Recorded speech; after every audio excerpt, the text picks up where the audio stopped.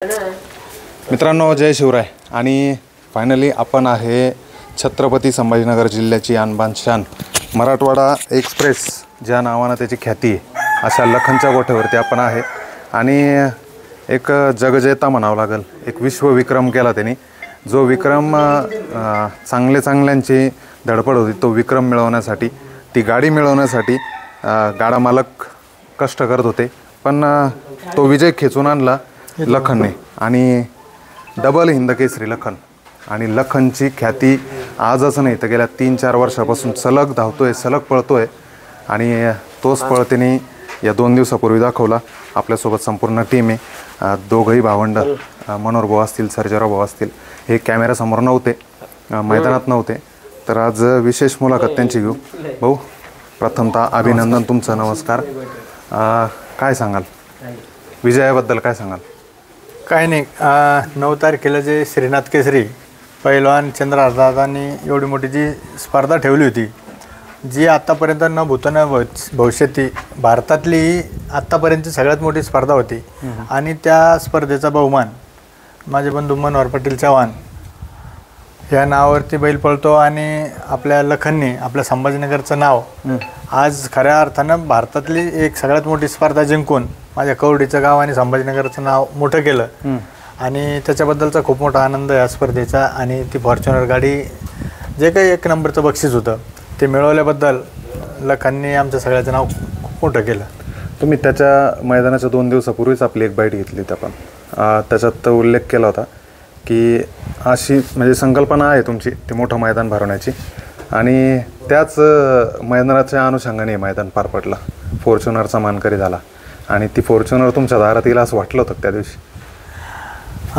तसं बैल तर आपला 1 नंबरच पाळणार आहे. आतापर्यंत त्यांनी 150-200 शर्यती त्याच्या 1 नंबरच्या जिंकल्या, 5 लाख 7 लाखापर्यंत बक्षीसही जिंकले आपल्या बैलावर. आपला आणि सध्या बैल जो आहे तब्येतीनं वगैरे आणि कुठला आजार नाही, काही नाही, फ्रेश होता. सोबतचं जर गोर व्यवस्थित त्याला चाललं तर नंबर करील, पाहिला 2रा नंबर नक्की राहील असं वाटत होतं. लाईव्ह बघत होतो त्या दिवशी आम्ही आमचं पूर्ण कुटुंबच आम्ही सगळे लाईव्ह बघत होतो. आम्हाला माझ्या मुलीचं लग्न 27 नोव्हेंबरला असल्यामुळं मनोहर शेट असतील, मला असतील, ती तयारी चालल्यामुळं आम्हाला जाता आलं नाही. तर ते पूर्ण म्हणजे खरं पाहिलं ते एक पात्री नाटक असतं बघा. त्याच्यात एकानेच सगळ्या भूमिका करायच्या राहत्या. तशा आमच्या आईनीच त्या सगळ्या भूमिका केल्या. बैल धरायला, बैल सोडायला, बैल न्यायला, बैल बांधायला, आणि शिवाय गाडी चालीत घेऊन जायला पण. हे सगळी भूमिका त्या आईनं केली. आणि एकट्याने किल्ला लढून आपल्या बैलाच्या जीवावर ते आपल्याला 1 नंबर मिळवून दिला.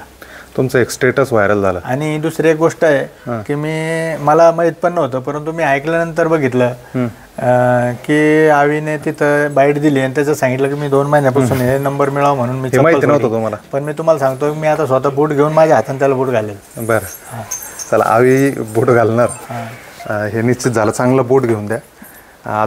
तुमचं एक स्टेटस व्हायरल झालं, जावई आणि तुम्ही सोबत बसून तो प्रसंग बघत होता. नाही, काय झालं त्या दिवशी, आता त्यांना थोडं बैलगाडा शर्यती, आता ते सगळे पुणे आणि बाहेर देशातच राहिल्यामुळे त्यांना याच्यातली कमी माहिती आहे. आणि त्या दिवशी ते TV चॅनलच लाईव्ह होतं. आणि माझ्याकडं घरी मोठी TV असल्यामुळे त्याच्यावर ते चालू होतं. मग त्यांचा फोन आला तर मग आम्हीच म्हटलं या इकडंच बघा, बसून बघा. आम्ही सगळ्यांनी ते रात्री 1 वाजेपर्यंत स्पर्धा बघितली. त्याच्यामुळे ते योगाने आपला नंबर पण झाला. आणि ज्यावेळेस तो फायनलला आपला बैल सुटला आणि पुढं आला तर त्यावेळेस तो सगळ्यांनी जल्लोष केला, त्याचा तो व्हिडिओ व्हायरल झाला. बरं, जावई पण आहे, एकदा परिचय द्या तुमचा. माझं नाव शंतनू सचिन पाटील. मी पुण्याला असतो. पुढे काय करता तुम्ही? माझं MBA शिक्षण झालं आहे. आता बिझनेसचं प्लॅन आहे माझं. बैलगाडा शर्यत काय आहे हे माहिती होतं अगोदर? बैलगाडा शर्यत तसं आमच्या पुण्या भागातून मला थोडीफार त्याचा परिचय होता, पण एवढा जवळचा काही संबंध आला नाही माझा बैलगाडा शर्यत. पण तसंच आमचे सासरे मान्य सर्जेराव भाऊ चव्हाण व मनोहर शेठ चव्हाण, त्यांच्या जो बैल आहे हा लखन, हिंद केसरी, डबल हिंद केसरी लखन, आपल्या छत्रपती संभाजीनगरचं ईशान, हे मी पहिल्यांदा त्या दिवशी TV वर बैलगाडा शर्यत काय असते किंवा ती मॅच कशी काय असते ती मी त्या दिवशी पहिल्यांदा अनुभव केली. आणि लकीली मी जेव्हा पहिल्यांदा ही मॅच बघितली तेव्हाच आमचा लखननी पहिला नंबर मारला. तर हे मी भाग्य समजतो माझं स्वतःचं पण, की मला ही मॅच स्वतः माझ्या डोळ्यांनी बघता आली आणि त्याच्यात त्यांनी हे केलं. कुटुंबाचं सदस्य झाल्यावर तुम्हाला पहिलं गिफ्ट मिळालं. हो 100% एक चांगलं गिफ्ट मिळालं आणि हे सगळी आमच्यासाठी अभिमानाची गोष्ट आहे. आमच्यासाठी नव्हे पण संपूर्ण मराठवाडा म्हणा, छत्रपती संभाजीनगर जिल्हा म्हणा, आमचं करोडी गाव म्हणा, ही सगळ्यांसाठी आमची अभिमानाची गोष्ट आहे की आज आमच्या लखननी अख्ख्या भारतात आमचं नाव काढलं आणि अख्ख्या भारतात पहिला हा जिंकून आला. नक्कीच. मनोहर भाऊशी बोलू. किती दिवसानंतर भाऊ तुम्ही मीडियासमोर आले ते सांगा. खरं आमचं 2 महिन्यापासून ही प्लॅनिंग चालू होती. पण मी या बैलाच्या नियोजनाविषयी माझं ठरलेलं होतं की आपण कुठंच मीडियावर बोलायचं नाही की आम्ही काय नियोजन करतोय काय नाही. मागच्या 2 महिन्यापासून जसं बॅनर पडलं ना, त्याचं आमच्या डोक्यामध्ये 9 तारखेचं नाथकेसरीचं मैदान एवढं एकमेवच आमच्या डोक्यात होतं. आम्ही कुठं पायरा कुठला काय करणार आहे बैलाचं, त्यावेळेसपासून आम्ही प्रॅक्टिस करत होतो. आम्ही आपल्या लोकलला संभाजीनगरला 2 शर्यती झाल्या पण आम्ही बैल नाही पळवला. पण बैल आरामावर ठेवायचा होता. बैल पूर्ण जोशमध्ये त्या ठिकाणी जाईन याची आम्ही काळजी घेत होतो पहिल्यापासून आणि कुठंही त्याची वाच्यता करायचंच नाही. माझ्या डोक्यात ते की त्या शर्यतीच्या आधी लयच जे काही असं आपण उड्या मारतो ना, मीच 1 नंबर करणार, मीच फॉर्च्युनर आणणार, ते होत नसतं. त्याच्यासाठी तुम्हाला ते शांत राहूनच एखादी क्रांती करावं लागेल आणि ते नियोजन करावं लागेल. त्यावेळेस त्या गोष्टी होत्या आणि हे आम्ही मागच्या 2 महिन्यापासून करत होतो. म्हणून कुठं मीडियासमोर नव्हतो ना, कुठं आतापर्यंत कुठं अशी कॉमेंटसुद्धा टाकली नाही मी कधी की आम्ही 1 नंबर करणार आहे. पण डोक्यात तेवढंच होतं फक्त आमचे 1 नंबर करणार आहे. आता ज्या पद्धतीने प्रामुख्यानं दिसून आलं की शंकरपाटातले सेकंदावर पळणारे बैल जास्त ह्या 3 फेऱ्याच्या बैलांमध्ये पळाले, त्याचं कारण काय होतं मग? का आता खरं तर बघा, त्या मैदानामध्ये पहिला आणि दुसरा नंबर जे काही 2 फोर व्हीलर गाड्या होत्या, हे सेकंडच्या बैलांनी 2 फोर व्हीलर गाड्या आणलेल्या आहेत. तर त्याचं कारण असं आहे की 3 फेऱ्यांमध्ये बैल तुम्ही सतत पळू नाही शकत. बरं. आता बरेच लोक आपल्याला म्हणतात ना, ते 1 मैदान करता 2 मैदान करता वापस बैल घेऊन जातात. तर बैलाला खरं ह्याच प्रकारे पळावं लागणार आहे. जर सतत एका महिन्यामध्ये जर तुम्ही 5, 6, 7 शर्यती करणार तर ऑटोमॅटिकली ते बैल रिवर्स येणार पळायला, त्यांची पळ कुठंतरी कमी होणार आहे. कारण अंगात ती त्यांची एनर्जी पाहिजे. आपला 3 फेऱ्याचं मैदान वाटतं एवढं सोपं नाही आहे. 1000 फूट पळायचं, त्याच्यानंतर पहिलं 1000 फूट पुढे जायला थांबायला लागतात. एका दिवसामध्ये बैलांना 3 वेळेस पळावं लागतं ते तसं. त्यानंतर बैल 1 दिवस आदल्या दिवशी संध्याकाळीपासून त्यांचं खाणं पिणं बंद केलेलं असतं जवळपास आपण. आता ह्या प्रकारे तुम्हाला बैल पळायचं, संध्याकाळपर्यंत त्यांची एनर्जी लॉस होते, बैल ढिल्ले पडतात. असे सतत बैल पळत गेलो आपण तर बैलाचं पळ कमी होतो. म्हणून आमच्या डोक्यात एकच असतं की सेकंदचा बैल जो पळतो हा एका दिवसात 1 किंवा 2 राऊंड 500 फूट पळतो. बरोबर. तो बैल तेवढा हे होत नाही. दुपारनंतर बैल चारा पाणी खातो, फ्रेश राहतो. हे बैल तुम्ही असं पळवले होते, बैल मी होतो 10 वर्ष तरी पळतील. नक्कीच मित्रांनो, ही स्ट्रॅटेजी वापरली पाहिजे, ना की निगेटिव्ह गोष्टी पसरवायच्या की बैल कसा पळतोय. बैल कसा पळवला गेला पाहिजे, त्याच्या खुराकावर लक्ष दिलं गेलं पाहिजे, ठेवांवर लक्ष दिलं पाहिजे, ह्या गोष्टी शिकलं पाहिजे. खरं तर कसा नेमका साजरा केला त्या दिवशी जल्लोष? नाही, आम्ही खूप आनंद व्यक्त केला. सगळ्यात आधी पहिलाचा नंबर झाल्याच नंतर मुलांनी तिथं आनंद व्यक्त सगळ्यांनी केला गुलाल वगैरे घेऊन. त्याच्यानंतर मी पहिलं जे काही ज्या देवाच्या नावानं आमचा बैल पळतो तिथं रात्री 12:30-1 वाजता मी ते भद्रावती दर्शनाला गेलो. आणि तिथं पहिली गोष्ट ताबडतोब 1 तासामध्ये तिथे गेलो, दर्शन करून आलो. ज्या देवाच्या आशीर्वादाने बैलही पळतो आणि त्याला यशही येतं. आणि आनंद तर मग रात्री 2 वाजेपर्यंत मुलं मी आलो तरी घरी नाचत होते. आता जो सर्जा होता रॉकी, विदर्भातला चांगला पळणारा बैल आहे, त्याच्याविषयी काय सांगाल? खरं 2 दात वासरू आहे. 2 दात वासरू आपल्या बैलामध्ये टिकणं ही खूप मोठी गोष्ट आहे आणि ते वासरू पण चांगलं पळालं त्या दिवशी.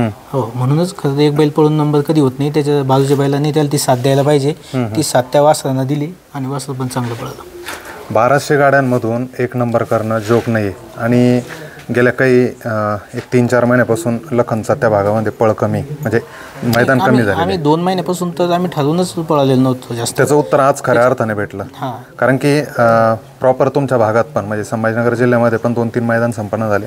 त्या मैदानात सुद्धा बैल तुम्ही पळवला नाही आणि त्यावेळेस असं वाटत होतं की कुठेतरी या भागामध्ये तुम्ही जास्त फोकस करत नाही. आता बघा, आता पण तुम्हाला सांगतो, एक 7 तारखेचं मैदान आहे 7 डिसेंबरला वडकीला. हिंदकेसरी मैदान, त्याच्यानंतर 16 तारखेला आहे हिंदकेसरी मैदान पुसेगावचं, आणि त्याच्यानंतर 24 डिसेंबरला मैदान आहे आपल्याकडे इकडे जांभळी पैठण तालुक्यामध्ये हे मैदान. आम्ही आता एवढे स्पेशल एवढेच मैदान टार्गेट करून एवढेच मैदान खेळणार. त्याचं आता ते सगळे म्हणतील की तुम्ही बार का पळत नाही, तर बार बैल मोठ्या अंगाचं बैल आहे, मोठ्या शरीराचं बैल आहे, बैल प्रवासामध्ये पळून बैल ह्या सगळेच मोठे बैल टाकतात. या बैलाला योग्य तेवढा आराम दिला गेला पाहिजे. बैलामध्ये योग्य ते जोश तो स्पिरिट तयार झाल्याच्या नंतर तो बैल मैदानात काढला पाहिजे, असं आमचं हे, आणि आम्ही तेवढंच बैल पळवतो. नक्कीच. एक गोष्ट आवर्जून विचारतो भाऊ, 2 दिवसापासून ही पण गोष्ट होती किंवा मराठवाड्यात फॉर्च्युनर आली, म्हणजे विशेष लखनसाठी फॉर्च्युनर आली, तर इंजेक्शनचा हा प्रकार आहे ना, मुद्दामून काही लोक त्याला व्हायरल करतात. काय नेमकं ते काय आहे? आता मी तुम्हाला याच्या आधी ज्या गोष्टी सांगितल्या ना, आता ह्या गोष्टीचा सगळ्या फॉलो केल्या, त्या गोष्टी काहीच करायला लागत नाही, हा माझा अनुभव आहे. आता हे लोक ते म्हणतात की हेच बैल का बरं पळतात. आता पश्चिम महाराष्ट्रातले बऱ्याच जणांना मी आता येतो पुरस्कार सांगतो की यांना आठवड्यातून 3-3 बैल पळायचे, 3-3 मैदानात नंबर घ्यायची अपेक्षा आहे. ते बैल पळतील कसं? बैलाला योग्य तो आराम भेटला पाहिजे, योग्य तो खिलाई भेटली पाहिजे. रोज तुमचं म्हणणार मी सकाळी दूध पाजलं तो दुपारी बैल पळायला पाहिजे, नंबर केला पाहिजे, असं होत नाही. त्यांना तो बैलाला व्यवस्थित त्याच्यामध्ये तो ताकात ते जोश तयार होऊन गेला पाहिजे, आणि मग निवडक वेळेच बैल पळवले गेले पाहिजे. आता बैल आमचा बैल काही आता वाचलो नाही, तो मागच्या वर्षी बैल झालेला बैल आहे. बरोबर. त्याला तुम्ही तो बैल थकतो, बैलाचं वजन आहे, प्रवास आहे बैलाला. आम्हाला इथून बरोबर 485 किलोमीटर ते मैदान होतं. 485 किलोमीटर जाऊन तुमचं म्हणलं की तिकडे जाऊन 2-2, 3-3, 4-4 मैदान खेळून या. कोणताही बैल साहजिक दिवस येईल ना, त्याच्यासाठी तुम्हाला त्या बैलाच्या खिलाई पिलाईवर, त्याच्या प्रॅक्टिसवर, याच्यावर तुम्हाला ध्यान द्यावं लागेल. त्याच्या 1 नंबराविषयी पण लोकांनी तर्कवितर्क लावले नव्हते, आणि तुम्ही तुमच्या डोक्यात होतं की आपल्याला 1 नंबर करायचाच किंवा नंबरात ठेवायचा बैल, हे तुमच्या डोक्यात होतं, ते तुम्ही साध्य केलं. पण मोठ्या प्रमाणात कोणाच्याच डोक्यात नव्हतं की लखन त्या ठिकाणी 1 नंबर कराल.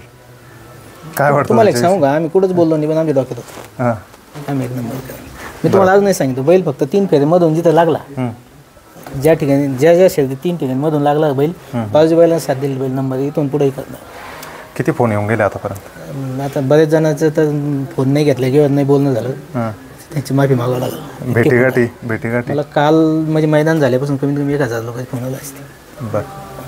आयोजकांचा फोन झाला का काही? कधी बक्षीस भेटणार, काय नेमकं? ते आमचे मोठे बंधू त्यांच्याशी ते बोलले, त्यांच्याशी. बरं. माझी काही बोलायची गरज नाही. बरोबर. नक्कीच एक वेगळं वातावरण, उत्साहाचं वातावरण आहे, आनंदाचं वातावरण आहे.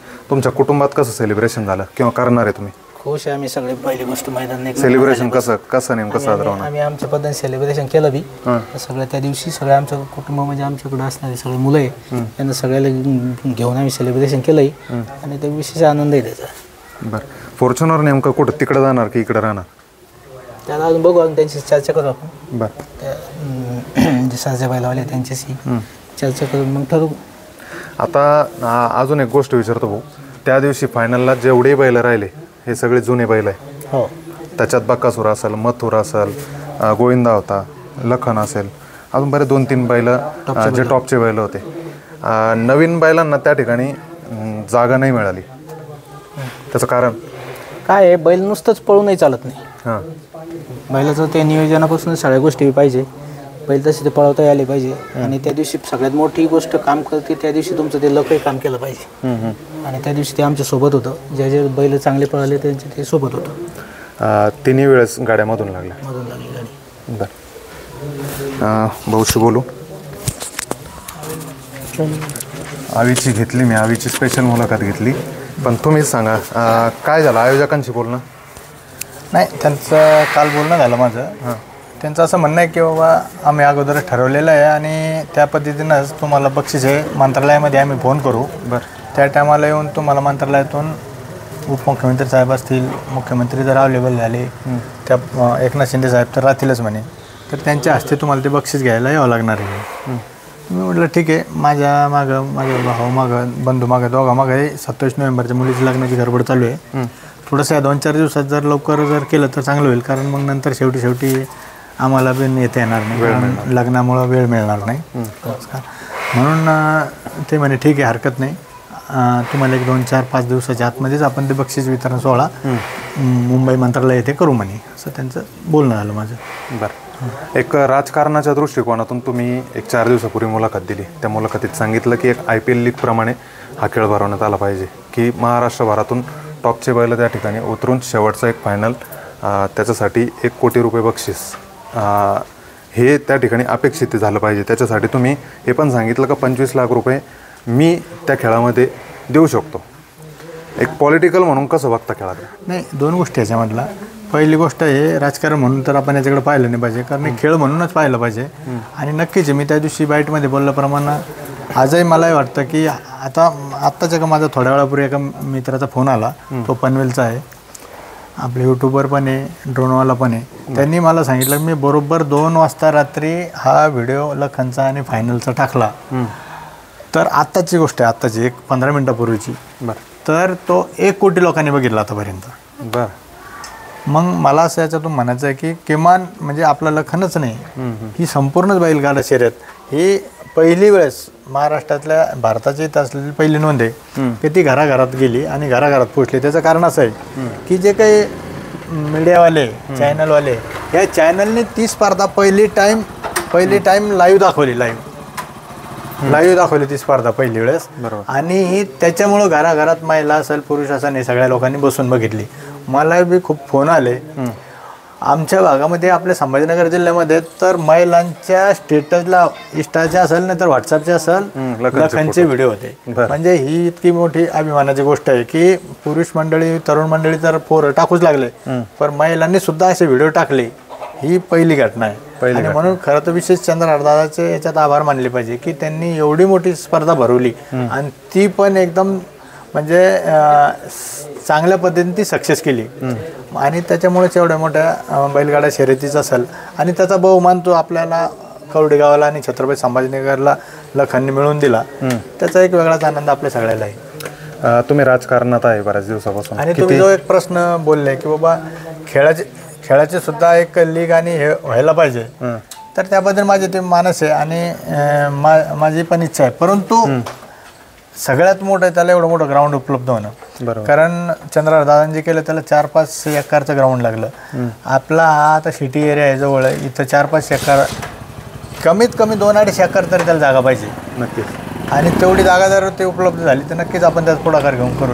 आणि करणं ही फार मोठी आवड गोष्ट नाही. मला त्याच्यानंतर कमीत कमी आपली बॅट झाली 2-4 लोकांचे पर्सनली बोलले भाऊ आमच्या कोणी काही मदत लागली तर आम्ही तुम्हाला करू. याच्यामध्ये बरेच कमेंट पण आले. हो, करू तुम्हाला मदत. एका जणांचे तुमच्या ज्याच्यावर आहे की मी तुम्हाला लागले त्याच्यात काय मदत लागेल तुम्ही करायला तयार आहे, मी उद्योजक आहे, पण तुम्ही ही स्पर्धा भरवा.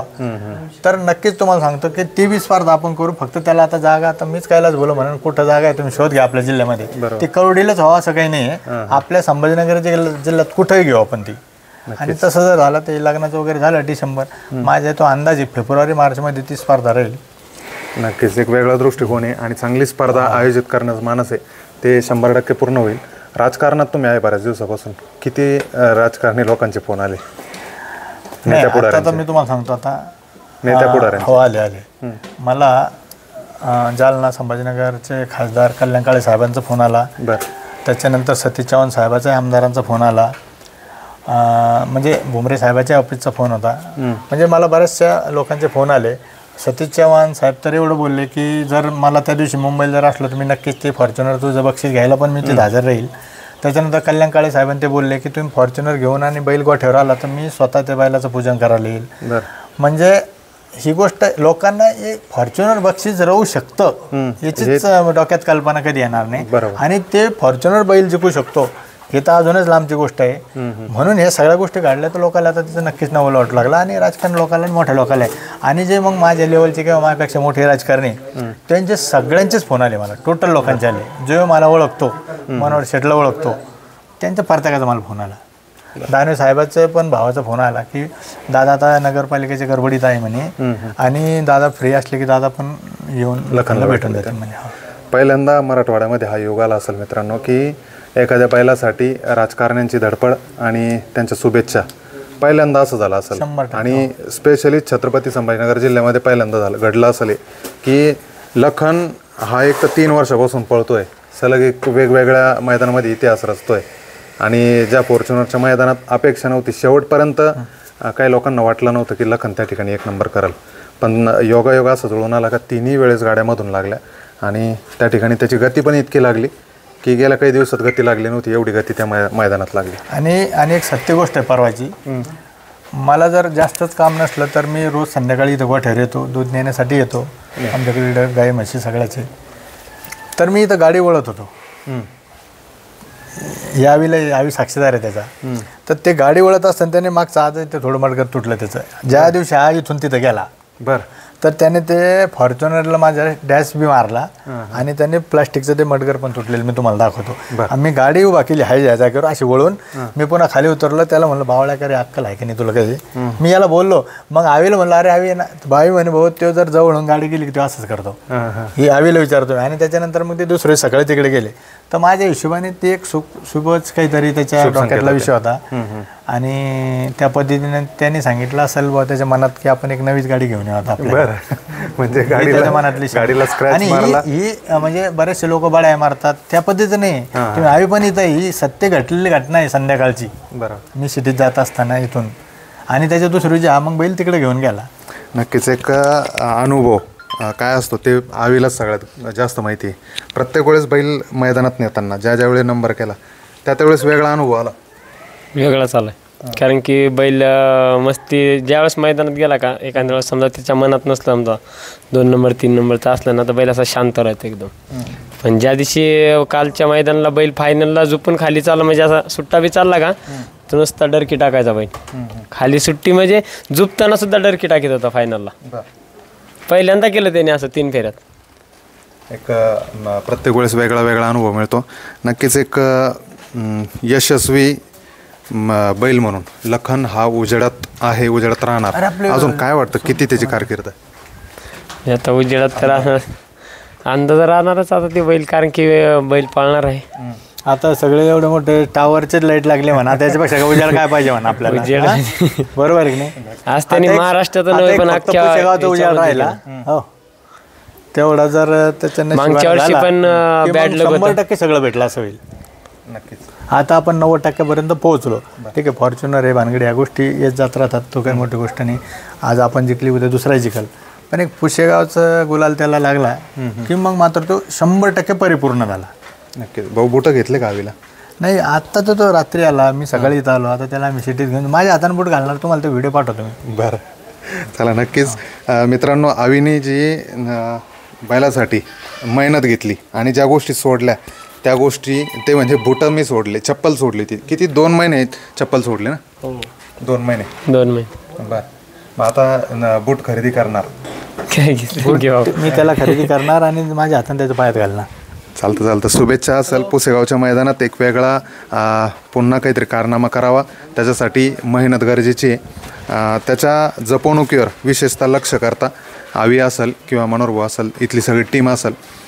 स्वतः करोडी गावचे उपसरपंच त्यांचे मावसभाऊ सर्जेराव भाऊंचे हे सुद्धा या बैलाची देखरेख करण्यात हे यशस्वी आहे. म्हणूनच आज कुठेतरी लखन हा फॉर्च्युनरचा मानकरी ठरलेला आहे. आणि लवकरच आपल्याला पुसेगावच्या मैदानामध्ये एक वेगळा धप्पा बघायला मिळेल. धन्यवाद. जय शिवराय.